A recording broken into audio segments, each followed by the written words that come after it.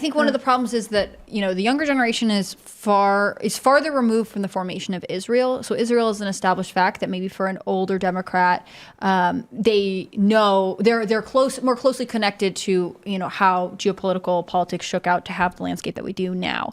But I think if you were to tell any of the young Democrats, we're talking about this before the show, or any young Americans, hey, since World War II, we've spent $260 billion funding Israel, they would go, but why can't I afford a house, right? Even though there is historic context for all kinds of things, ultimately what they hear is, we are not our government's priority. I am not the priority of our government. And I think Americans are really sick of getting that message. Yeah, I think a lot of that is messaging. I think the government is really bad at explaining to the American people why they do things they do. And I also don't think you could justify the amount of foreign aid that we spend. I mean, I think it's just become astronomical in a way that really, really tells us that this is more about currying favor and power with the world than it is about ensuring prosperity for the people. Maybe partially controlling the world.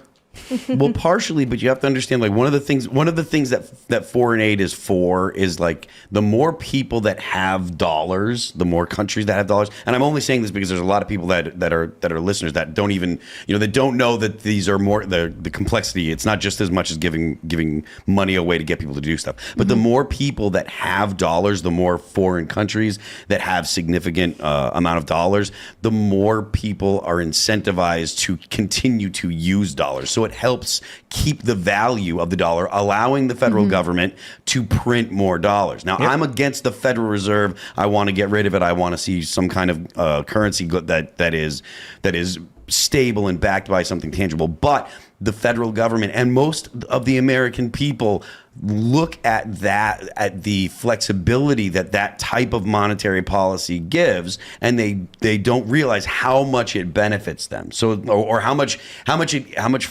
flexibility it gives the United States government to act in the world, and that's part of why the foreign aid is a good thing. And again, I'm against foreign aid. I don't think we should have it, but. It's a double-edged sword because, again, like, being able to be basically the world currency is incredibly powerful. On the other hand, it puts you in a position where, there was this call between the president of Mexico and Biden on Sunday, and basically the president of Mexico was like, I want you to keep legal immigration open at the border because obviously we have a huge crisis.